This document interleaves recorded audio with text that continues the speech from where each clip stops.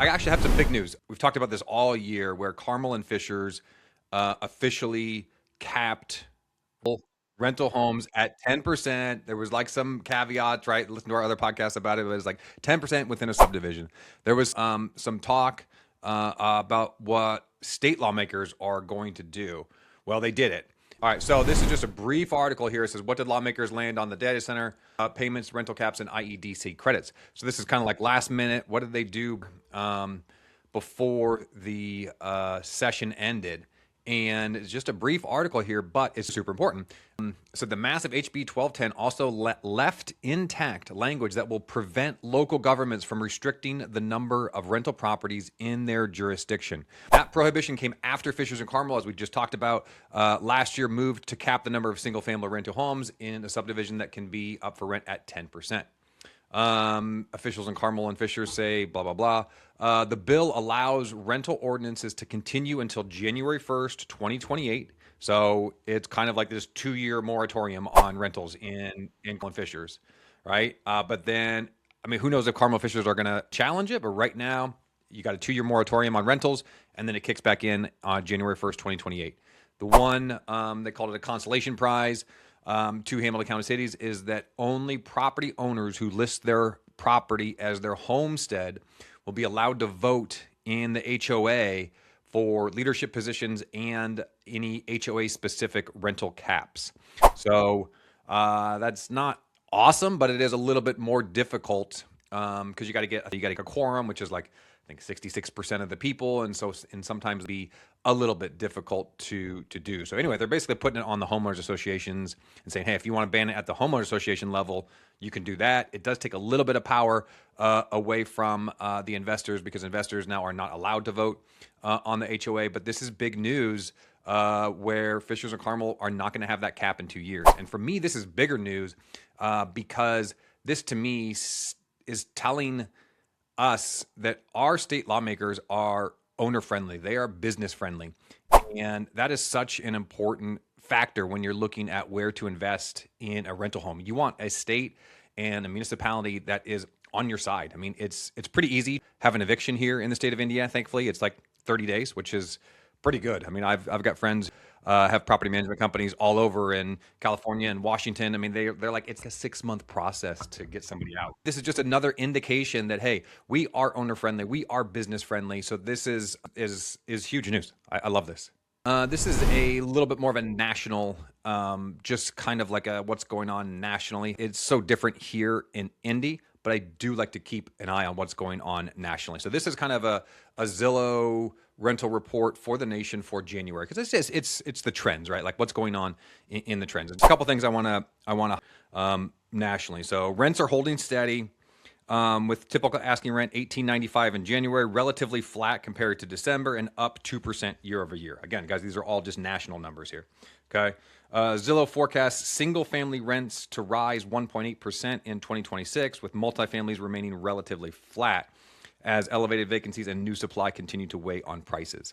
The whole kind of thrust of this article is that single-family is better positioned here in 2026 than multifamily. After several years of marked by sharp rent increases and intense competition, the rental market has entered a more balanced phase. And I think that's really the point that I want to get across here. Is I think we are going to see a little bit more of a balanced market here. Rent affordability is the best it's been since 2021. And a new forecast offers the promise of further improvements in the year ahead. So it's becoming a little bit more affordable if you are a renter, because we were a lot of tension there. The other thing is that we are seeing a lot of concessions, and it says flexibility in lease terms is another sign of the shift. Just below 40% of rental listings on Zillow included at least one concession, and this is in January, such as like a free month's rent or a reduced deposit, things like that. Single-family homes have rising faster than apartments for several years because the single-family construction boom was less pronounced. Yeah, so what happened was 2-3 years ago, there was this huge, and then there was this giant boom in construction for multifamily. Well, all those hit or are hitting the market in 2025 and some in 2026, and so that's having a huge impact on the supply demand. The typical asking rent for single-family homes, specifically, is $21.86 in January, up 0.2% month over month. Since the beginning of the pandemic, single-family rents have risen by, guess how much, Chris? Since the pandemic, 43%. No way. 43%. Yep. Yep. And then this again, just about 40% of rentals on Zillow offered concessions in January. So concessions are a real thing. It's definitely more of a balanced market, as we've kind of been showing on our market reports. So we're about to do our market reports, so stay tuned for those, and you can kind of see how the market is getting more balanced. Days on the market are creeping up a little bit, so you've got to be realistic about what you're offering. Before we move on, so 43% since the pandemic. What do you think's causing some of that? What do you think did cause some of that? Oh, well, I mean, it's the $7 trillion in stimulus that helped quite a bit. Yeah. I mean, everything just went up, right? I mean, that was it. Everything went up. So if you bought a house and were renting it, pre-pandemic, you're loving life because you're up 50%. Your rent's up 50%. Yeah, exactly. Yeah. Wow. That's absolutely incredible. And I know here on the ground, I mean, we've seen and felt rents stabilizing, some even ticking down a very, very minimal amount. We feel a lot of that here in Indianapolis. The market is still booming, really, on the rental side. And that's kind of like leading into my one. It's also from Zillow, but it is specific to Indianapolis. I love it. There's just so much awesome data out there. And if you're an investor, you need to be paying attention to this stuff. So this is the Zillow rent dashboard. And you can go by city. Of course, I'm going to look at Indianapolis. You can only look at Indianapolis Metro, but there's still a lot of great data here. A couple points I want to make on this. So there's, a lot of data here. This is the rise from rent from the pandemic. Look at here, 2020 was what was it, $1,000? 1026 up $1,500 as the average rent. So since the pandemic. But the point I want to make here is rents year over year. We've talked about this in the past, and this just continues to prove why people like the Midwest as an investment, right? Is because this year, last year have arguably been years in terms of rent over rent increases, right? Like the article that I just said, it's flat, it's up just a little bit. But the reason why people like Indianapolis and the Midwest is because you still see, even in what's arguably a bad year, we're seeing 3%, 4%, and 5% rent increases, right? It's like slow and steady wins the race. We still have the peak. It's not as pronounced as like a Phoenix or something like that kind of gets all the headlines, but it is just slow and steady. Like even in the lean years, you still see rent increases. And so like we could pull up, I'll pull up here real quick. I don't want to waste all this time, but like, let's just look at Phoenix. Like Phoenix is a crazy hot market that you hear about all the time, right? And so you're seeing like, yeah. So, I mean, they had a little bit higher of a peak at 22%, but look at this for the past 2.5 years, all like flat to, and now they're negative, right? So it's a little bit more of a roller coaster ride out there.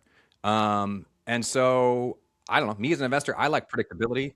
They've had a massive correction following that peak, a massive correction, where Indianapolis had more of a stabilization. Exactly. It's just more predictable. It's volatile.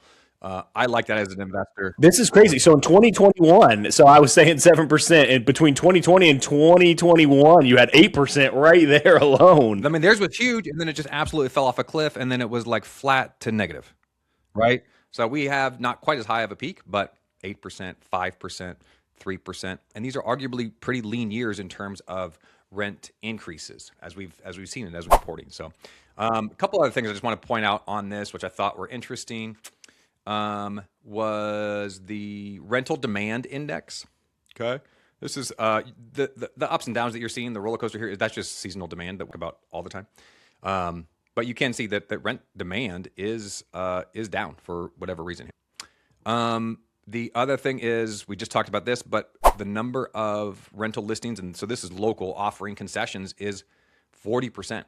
So, you might want to think about that. If you're not offering some sort of concession, you're probably, maybe getting overlooked for somebody who's offering half off a first month rent or one month's first month's, something like that. There should be probably something that's kind of, at this point, the norm.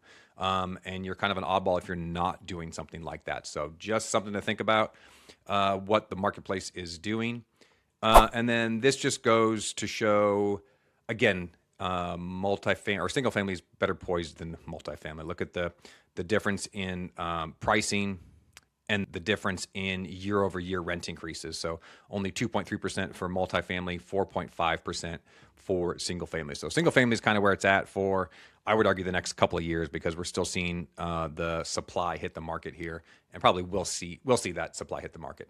All right, let's hold on. Let's talk about these concessions. All right, so you're telling me here that almost 50% of properties that are currently on the market are offering some type of a concession. Okay, let's talk about that for just a second. So if you're now offering a concession, which 50% of all other people are, is it really a concession anymore, or is it just the market? So my first.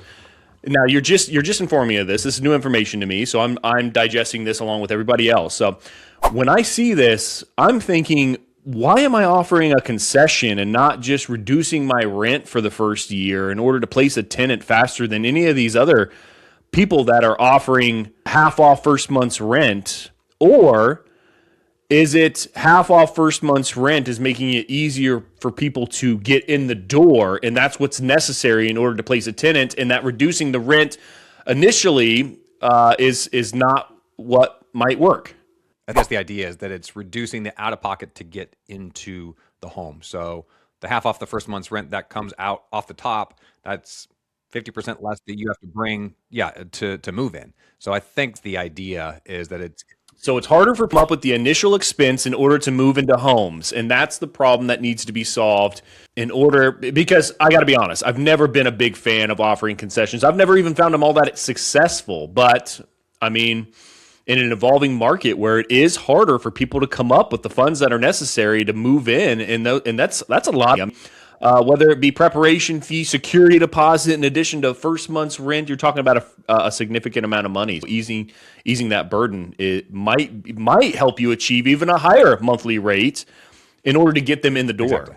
Exactly. And that's the idea. But it's just to be aware, again, that's, I just want investors to be educated about what's out there, to know that, hey, literally 1 in 2 homes has some sort of concession out there that you're competing against. And if we're seeing rising days on the market, it might be something that you want to think about, because if there's a home that's similar to yours and it means $1,000 less up front at move-in, that might be enough to sway somebody to select their home over yours. That's all. Yeah, exactly. Not only do I want them to be aware and us as a team to be aware of these trends, but I also want to use these to analyze how to get ahead of these trends, because I don't want to be doing what 50% of other people are doing. I want to get ahead of that, right? And succeed before they do. So that's the analytics that I wrap my head around. Of course, we don't want to just follow the herd. You got to know what everyone else is doing. You know what I mean? I think market the way that we have professional marketing photos. We now do staged marketing photos where we put virtual furniture in there. I think that makes a huge difference. Responding, with the new use of our AI, we're now responding basically 24/7 to leads. All that makes a big difference. Yeah, and we'll get into some more of that as we get into the question of the week in the Bonehead. So stay tuned for some of that. You'll get a little bit more an inside look about how our marketing process takes place and is even superior than those other property management companies in the local industry. So I think that's going to wrap up economic updates. Yeah? Yeah, that's all I got. Sweet. Great stuff.